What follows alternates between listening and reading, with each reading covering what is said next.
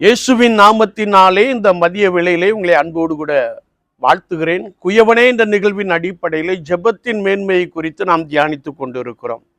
சங்கீதம் 83:1 நாம் வாசிக்கின்ற பொழுது, தேவனே மௌனமாயிராதேயும், பேசாமல் இராதேயும், சும்மா இராதேயும் என்று ஆசாப் ஆண்டவரை நோக்கி கதறுகின்ற ஒரு காட்சியை குறித்து நாம் பார்க்கிறோம். இங்கே கர்த்தருடைய வார்த்தை சொல்லுகிறது, தேவனுடைய ராஜ்யத்துக்கு விரோதமானவர்கள்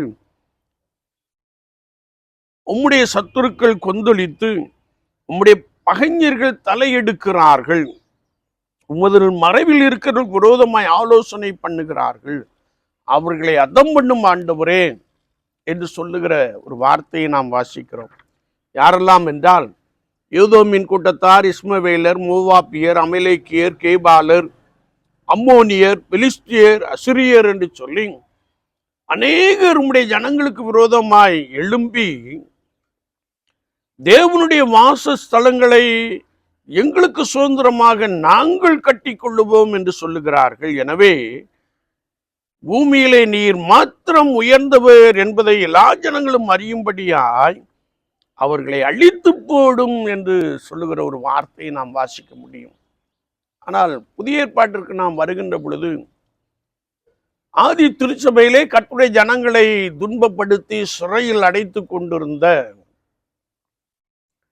அல்லது கர்த்தருடைய வாசஸ்தலங்களை அழித்து போட்ட சவுலை ஆண்டவர் ஒரு பேரொளியின் மூலமாய் சந்தித்து பவுலாய் மாற்றினார்.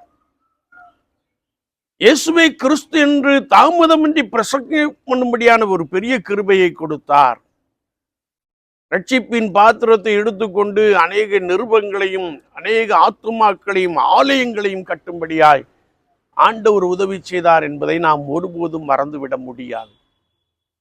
இந்த நாட்களிலும் அநேக பகுதிகளிலே கர்த்தருடைய வாசஸ்தலங்கள் அடித்து நொறுக்கப்படுவதையும், சிலர் தங்களுடைய தெய்வத்தை அங்கே போய் வைத்து விடுகின்ற காட்சியையும் நம்முடைய தேசத்திலே நாம் அதிகமாய், குறிப்பாக வட இந்தியா பகுதியிலே நாம் பார்த்து கொண்டே இருக்கிறோம்.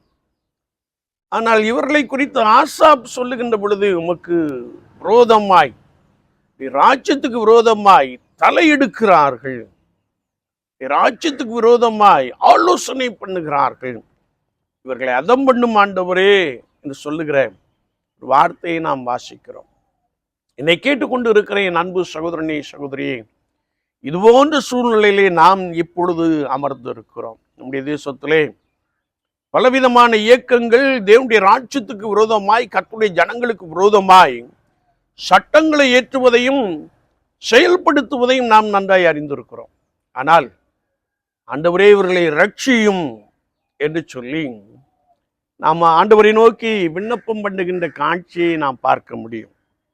தேவனே மௌனமாயிராதேயும், பேசாமல் இராதேயும், சும்மா இராதேயும், இவர்களை ரட்சித்துக் கொள்ளும் ஆண்டவரே என்று சொல்லி ஆண்டவருடைய சமூகத்திலே திறப்பின் வாசலிலே நாம் நிற்கின்ற பொழுது, அநேகர் இயேசுவை சொந்த இரட்சகராக ஏற்றுக்கொண்டு இயேசுவே உலக இரட்சகர் என்று திருஷ்டாந்தம் பண்ணுகிற, பிரசங்கிக்கிற காட்சிகளையும் நாம் கண்டிருக்க முடியும்.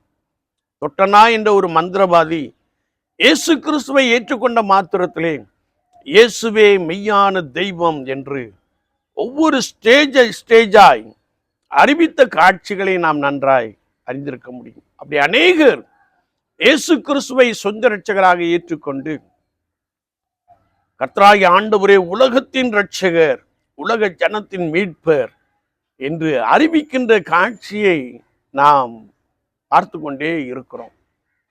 எனவே இப்படிப்பட்ட காலகட்டத்திலே ஒருவேளை கர்த்தருடைய சபைக்கும் கர்த்தருடைய ஜனங்களுக்கும் நெருக்கம் வருகின்ற காலகட்டத்திலே நாம் ஆண்டவரை நோக்கி ஜெபிக்கின்ற பொழுது ஆண்டவர் ரட்சிக்கிறார் அல்லது பட்சித்து போடுகிறார்.